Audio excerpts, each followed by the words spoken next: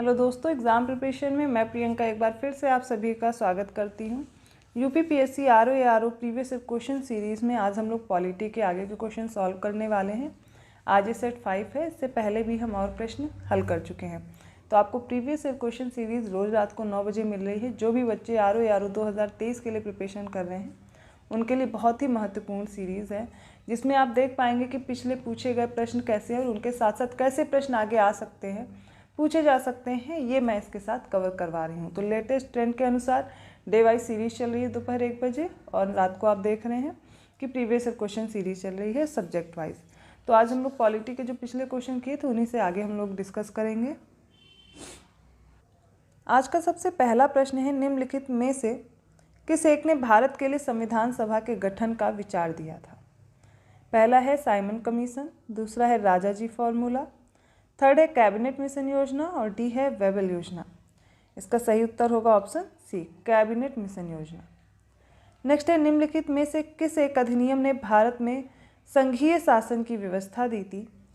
तो ऑप्शन में है भारत सरकार अधिनियम 1909, सेकेंड है भारत सरकार अधिनियम 1919, ऑप्शन सी है भारत सरकार अधिनियम 1935 या फिर डी है भारत स्वाधीनता अधिनियम 1947। तो जो संघीय शासन की व्यवस्था है ये आई भारत सरकार अधिनियम 1935 से। सी ऑप्शन यहाँ पर करेक्ट होगा। अगला प्रश्न है, भारतीय संविधान में मूल अधिकारों का विचार लिया गया है। ये पूछा गया कहाँ से लिया गया है? ब्रिटेन के संविधान से, आयरलैंड के संविधान से, कनाडा के संविधान से या अमेरिका के संविधान से? तो भारत में जो मूल अधिकार हैं, फंडामेंटल राइट्स हैं, ये अमेरिका के संविधान से, ऑप्शन डी करेक्ट होगा, वहाँ से लिए गए हैं। अगला प्रश्न देखिए, मनरेगा कार्यक्रम निम्नलिखित में से भारतीय संविधान के किस अनुच्छेद को लागू करने के लिए लाया गया था? ऑप्शन ए है अनुच्छेद 43, ऑप्शन बी है अनुच्छेद 45, ऑप्शन सी है अनुच्छेद 47 या फिर ऑप्शन डी अनुच्छेद 50। इसका सही उत्तर होगा ऑप्शन ए, अनुच्छेद 43। 85वां क्वेश्चन है, निम्नलिखित में से कौन एक राज्य का नीति निर्देशक तत्व नहीं है? ए है मद्य निषेध, बी है गौ संरक्षण, सी है पर्यावरण संरक्षण, डी है 14 वर्ष की आयु तक के बच्चों को निःशुल्क शिक्षा। ये नीति निर्देशक तत्व में नहीं दिया गया है, फंडामेंटल राइट्स में दिया गया है। ठीक है, कौन सा? 14 वर्ष की आयु तक के बच्चों को निःशुल्क शिक्षा। इसके साथ साथ ये दिया गया है मौलिक जो भी कर्तव्य है उनमें भी दिया गया है। तो इनको याद रखिए। आगे बढ़ते हैं। अगला प्रश्न है, निम्नलिखित में से कौन सा विषय धन विधेयक के उपबंध में सम्मिलित नहीं किया गया है? ए है कर से संबंधित उपबंध, बी है उधार ऋण लेने से संबंधित उपबंध, सी है संचित निधि तथा आकस्मिकता की अभिरक्षा से संबंधित उपबंध, डी है जुर्माने या अर्थदंड से संबंधित उपबंध। तो इसका सही उत्तर हो जाएगा, अभी जो जुर्माने और अर्थदंड से संबंधित उपबंध हैं वो धन विधेयक में शामिल नहीं किए गए हैं। अगला प्रश्न है, भारत के उपराष्ट्रपति के बारे में देख करके बताने हैं कौन से कथन इनके लिए सही है, उसका उत्तर चयन करना है। सबसे पहले, भारत का द्वितीय उच्चतम प्रतिष्ठित पदधारी है। नेक्स्ट है, इनके पास से संबंधित पद से संबंध कोई औपचारिक कार्य मतलब दायित्व नहीं है। थर्ड है, राष्ट्रपति की अनुपस्थिति में उसके कार्यों का निर्वहन करता है। और राष्ट्रपति की पद त्याग, अपदस्थीकरण एवं मृत्यु के चलते राष्ट्रपति के रूप में कार्य करता है। यहाँ पर देखेंगे उपराष्ट्रपति के बारे में सारे ही कथन सही हैं, और जो भी ये सेकंड वाले कथन को लेकर के कुछ बच्चे कंफ्यूज होंगे कि इनके पास पद से संबंध कोई औपचारिक कार्य दायित्व नहीं है। तो देखिए, जब तक राष्ट्रपति अपने पद पर उपराष्ट्रपति का कार्य नहीं होता, ये राज्यसभा के पदेन अध्यक्ष होते हैं, ये मैंने पहले भी आपको समझाया, तो वो उस तरह से अपना कार्य कर रहे होते। जब अपने पद पर राष्ट्रपति नहीं होते तब उपराष्ट्रपति का कार्य और दायित्व आता है। तो यहाँ पर सारे ही कथन सही हो जाएंगे, ऑप्शन बी करेक्ट है। गणतंत्रीय अवधारणा में संबंधित निम्नांकित में से कौन एक नहीं है? ए है राज्य जिसमें जनता सर्वोच्च हो, बी सर्वोच्च शक्ति निर्वाचित प्रधान में ही निहित हो, सी है सर्वोच्च शक्ति एक राजा के समान एक ही व्यक्ति में निहित हो, डी है एक ऐसी सरकार जो जनता द्वारा निर्वाचित प्रतिनिधियों की हो। तो यहाँ पर गणतंत्रीय अवधारणा में ये राजा वाला कॉन्सेप्ट नहीं आता, सर्वोच्च शक्ति का एक राजा में निहित होना ये गलत है। बाकी सारे सही दिए गए हैं, बाकी सारे ऑप्शन आप प्रिपेयर कर लीजिए, ऑप्शन सी करेक्ट है। नेक्स्ट क्वेश्चन है, संसद के अधिकारियों में सम्मिलित है। कौन कौन होते हैं संसद के अधिकारियों में?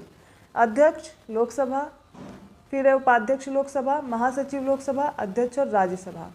तो इसमें बताइए कौन कौन होते हैं। लोकसभा के अध्यक्ष, लोकसभा के उपाध्यक्ष, लोकसभा के महासचिव और राज्यसभा के अध्यक्ष, ये सभी होते हैं। संसद में सभी शामिल होते हैं। ऑप्शन डी करेक्ट होगा, सभी चारों।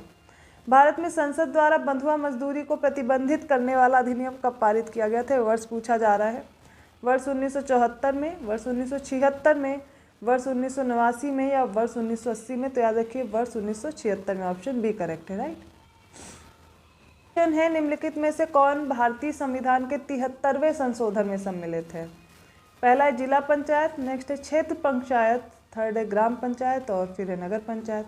तो देखिए जो 73वां संविधान संशोधन है उसमें जिला पंचायत आएगा, क्षेत्र पंचायत आएगा और ग्राम पंचायत आएगा, और ये नगर पंचायत नहीं आएगा। किस में आएगा? 74वें संविधान संशोधन में। तो यहाँ पर 73 में यही होगा, ऑप्शन बी करेक्ट है। 1, 2 और 3। नागरिकता से संबंधित प्रावधान संविधान के किस भाग में है? भाग 1 में, भाग 3 में, भाग 2 में या फिर भाग 4 में? तो भाग 2 में नागरिकता का प्रावधान है। पूरे भाग में पढ़ा चुकी हूँ, संविधान के सारे भाग हो चुके हैं।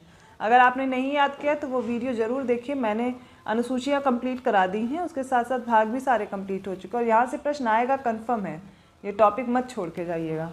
नेक्स्ट है, किसी व्यक्ति को एक ही अपराध के लिए एक बार से अधिक अभियोजित और दंडित नहीं किया जा सकता, ये एक प्रकार से दिया गया है आर्टिकल में।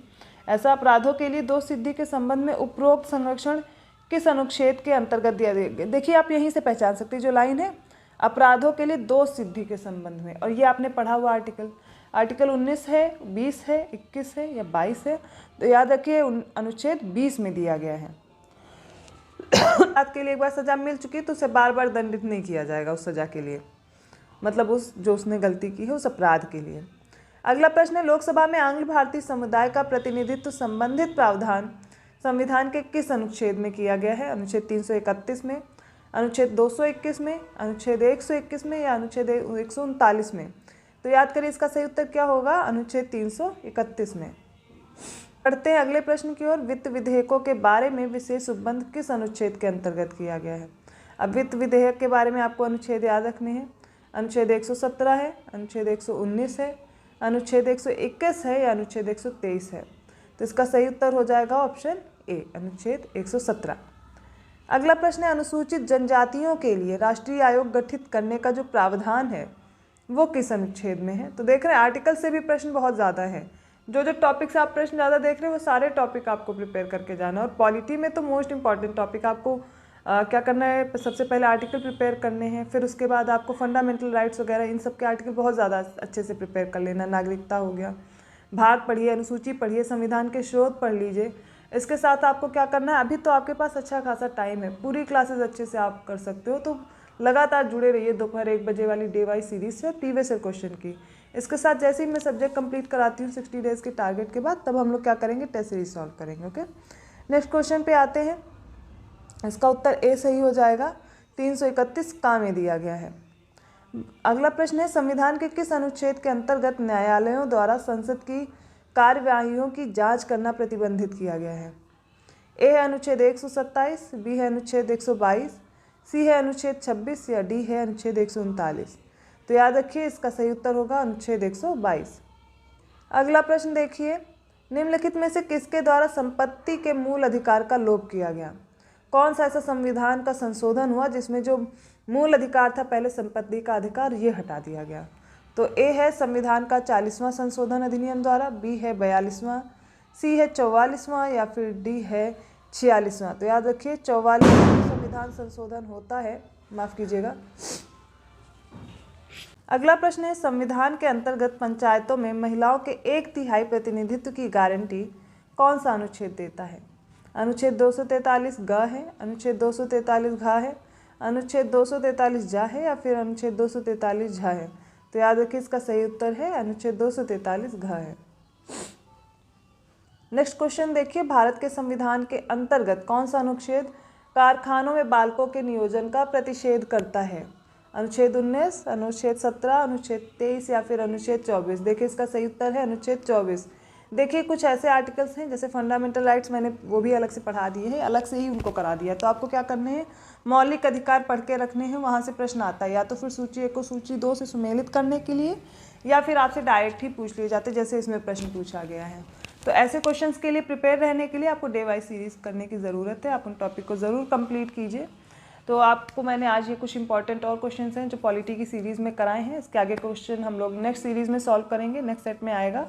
तब तक के लिए आपको क्या करना है, सारे क्वेश्चन प्रिपेयर करके रखने हैं और जो इससे रिलेटेड टॉपिक मैं बता रही हूँ वो आपको प्रिपेयर कर लेने हैं।